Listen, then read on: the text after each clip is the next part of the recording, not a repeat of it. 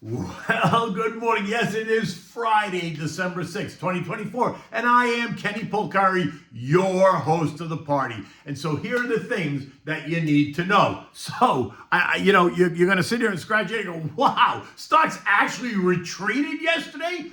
And are the transports sending us a message? We're going to get to that in just a moment. And today's NFP report is the focus, bar none, right? And keep your eyes on the wages and the unemployment section of that report. Bonds are flat, oil's lower, and gold is steady. Now, oil's lower even after OPEC has continued to hold those production cuts.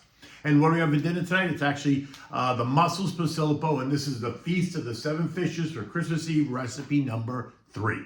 Okay, so stocks went in reverse yesterday. The Dow lost 250 points or 0.6. The S&P gave back 12 points or just 0.2. The Nasdaq down 35 points, again just 0.2. The Russell lost 30 points or 1.25%. The transports gave up 190 points, now down 870 points or nearly 5% in the last 7 days.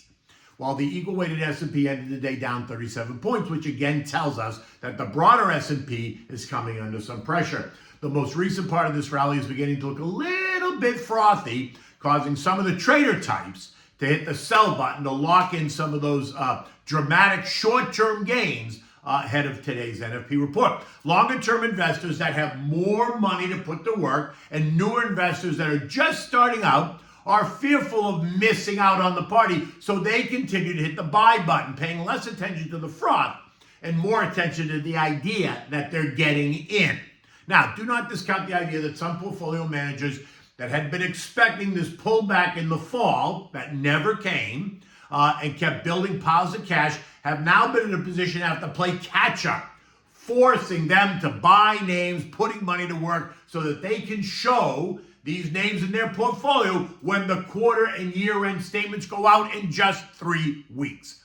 And the shorts that have also never gotten the pullback that they expected, they've been throwing that towel in too, running to cover their positions and lick their wounds. All of this has just been fuel for the fire that have sent stocks surging over the last 3 or 4 weeks. Yesterday's eco data showed that initial jobless claims rose by 10,000, while continuing claims actually fell by 33,000. Nothing really to see here. Do not go looking for that as a reason for yesterday's weak performance, because it was not. The cautiousness is a direct result of today's NFP report and the weakness yesterday, right? Today's NFP report, and that's expected to show an increase of 215,000 jobs created versus last month's dismal 12,000 jobs. But remember, in my opinion, it was a huge outlier. And quite honestly, it should be ignored. Last month's report. It's ridiculous. So keep in mind, the range of opinions for today's number go from 170 to 250. 215 is just consensus. In addition to the job creation part of the report, look for unemployment to remain at 4.1% and for wages to rise by 3.9% year over year or up 0.3 month over month. The issue here is that that the services wages inflation continues to be stronger than what the Fed might like. And that may indicate that the labor market inflationary pressures remain a key part of today's report. Remember, the U.S. is a 75% services economy, so services and wages are important. Upward pressure on wages will ultimately force businesses to raise prices on products that they sell to who? You and me, leading to that wage price spiral inflation. Just something to consider for those of you that have never lived through wage price spiral inflation. Again, go ahead and ask any one of your favorite baby boomers, people born between 1946 and 1964, or anyone that's still alive from the silent generation between 1926 and 1946. Bonds did very little, causing yields to remain steady yesterday at 4.14% for the 2-year and 4.18% for the 10-year. Oil prices continued thrashing around, ending the day though lower, even after OPEC Plus decided to maintain current production cuts as they try to control supply. The production increases that were originally scheduled for October and then put off again till December have now been put off until somewhere in the second quarter of 2025. Analysts are selling this as a decision that shows the group wants to continue to focus on precautious, proactive, and preemptive stance. I think it's a realization that the non-OPEC producers are flooding the market with oil, taking supply control away from the Saudis. This morning, oil is trading down 55 cents at 67.77, leaving it well below all the trend lines, but just above the most recent low of 66.5-ish, 66.80. A breach here, if we fail to hold, is going to see oil trade down to potentially as low as 64.5. Gold held steady ahead of today's report, churning within the trend line support that we've identified, 26.25 and resistance at 2,700. This morning it's up $8 at 26.56, smack right in the middle. If today's NFP report is benign, then expect a rate cut to be signed, sealed, and delivered. But if it is stronger and wages are up more than the 0.3 month over month or 3.9% year over year, then don't be so sure that a cut is coming. A stronger report should see gold come under a little bit of pressure, while a weaker report will see it rise. In the end, everyone's going to have their own interpretation depending on what they hear, because, everybody hears what they want. Now, I heard the other day that we're not in a hurry to cut rates, but that's what I heard. I don't know what you heard. I think JJ was very clear the other day. I think he was trying to get everyone to fall in line, as I expect the Fed to do nothing at this coming meeting. Clearly, I'm bucking the trend, though, as the market is pricing in a 70% chance of a rate cut. But let's see. Remember, we still have another CPI and PPI report due out next week. And right now, both inflation reports are expected to tick higher. I wonder what that means. And U.S. futures are resting again this morning, and the algos in the trading types remain cautious. Dow futures are down 36, the S&P is down 7, the Nasdaq's down only 15, and the Russell's flat. So no disaster here. At this point, most of the asset managers have stepped aside. Large asset managers stepped aside, trying not to make any moves that could disrupt their year's performance, because many of them have really good performance this year. They won't be trading just to trade, right? Try to screw something up. But many do have GTC orders, right? Good till cancel orders, buy orders placed below the current market levels, just in case there's some kind of a negative reaction and stocks have a swift move lower. I mean, you remember how that goes, right? You remember what happened on August 5th, don't you? January's only 3 weeks away, and when everyone gets to start over. So the only moves we're going to get now are last minute kind of tax sales and some fine tuning for the year-end statement. Volumes are going to start to subside in trading here and in trading really in markets around the world. If you have money to put to work at this point in the year, I would say slow down. Do nothing until the new year starts. Why? Because I think all of the euphoria is going to come under pressure early in the new year. Not because there's anything wrong, but because they're not going to let the market correct this year. We've seen that. They haven't let it correct at all. Once the new year starts, so it's a new ball game, right? European markets are mostly higher. Investors there digesting the very defiant speech delivered by Emmanuel Macron after the Wednesday no-confident vote in France that toppled his government. Prime Minister Michel Barnier is out, and while others want to see Manny out as well, he has insisted that he is going to live out his term that ends in 2027.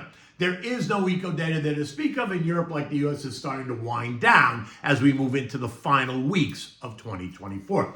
The S&P closed at 6,075, down 12 points. I'm not going to be surprised if we saw the S&P test 6,000 over sometime next week, just to see who's hanging around, see if there's anyone sitting there waiting to buy stocks if it trades lower. What happens next, though, is really anybody's call. But I would not be making any major changing portfolio decisions during the next 3 weeks of the year, right? I'm sitting back, enjoying my gains of the year. I'm not chasing, but neither am I selling. Like I said, new money that I'm going to put to work is sitting in my government money market fund, earning 4.25% for now. In the end, like I said, patience is always a virtue. Now, if you want to talk, you can go to my website, slatestone.com, click on the Contact Me page, put KP in the message box. I'm happy to call you back and talk to you about investing in stocks and ETFs, however you want to do it, building a long-term portfolio that's going to serve you and serve your family well into the years ahead. Remembering always that long-term investing is a marathon. It is not a sprint. Okay, so what do we have for dinner tonight? We are going to have, this is part of the Feast of the Seven Fishes for Christmas Eve. This is recipe number 3. It is the mussels pasilipo, right? Now, this recipe comes from the suburbs of Naples, Posillipo is a well-to-do suburb of Naples. It was built during the 19th century by a very affluent people high on the bluff with a view of that famous Bay of Naples. Posillipo is a recipe that you can use for both clams and mussels, but I suggest that you use mussels for the Christmas Eve dinner because we already did the linguine and clam sauce. Now, for this, you need 3 dozen mussels, thoroughly washed. Again, you want to clean them of any sand. You need white wine, you know me, Pinot Grigio Santa Margherita. You need clam juice, garlic, olive oil, salt, pepper, 1 28-ounce cans of imported Italian plum tomatoes, not puree, and you need fresh basil. In the pot, you're going to heat up the olive oil and saute the garlic until lightly brown. Don't burn it, you know the deal. Add in 1.5 cups of the dry white wine, not big fruity. The Pinot Grigio is great.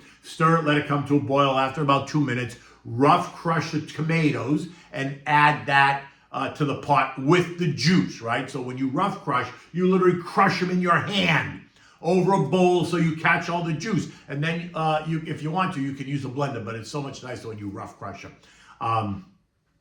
Add enough of the tomatoes to give it some substance and color. You don't want to add the whole can if you're not serving it over linguine, right? So you don't want to add the whole can if you're just having it like with garlic bread, right? Add a small bottle of clam juice and then the fresh basil leaves. Season it with salt and pepper. Turn the heat down to simmer and cook it for about 15 minutes or so. Then you're going to add the mussels to the pot. You're going to cover it tightly. You're going to cook it until the shells open. Maybe 8 to 10 minutes max, right? Discard any mussel that refuses to open. Then present this in a large bowl with the mussels bathing in the Posillipo sauce. The dish absolutely demands fresh toasted Italian garlic bread that you're going to use to soak up the sauce and eat with the mussels. It is, when I tell you, so delicious if you like mussels and if you like mussels on Christmas Eve. In any event, it's going to be a beautiful weekend here, although I'm on my way to Nantucket for the Nantucket Stroll, which is that annual event that happens in Nantucket when they open up the island again and they decorate the whole place, Christmas trees on every corner, and everyone comes back to the island to spend this weekend celebrating and eating dinner and going shopping and blah, blah, blah, all that good stuff. In any event, it's going to be cold in Nantucket, but it's going to be 80 degrees here in Florida. And until Monday, take good care.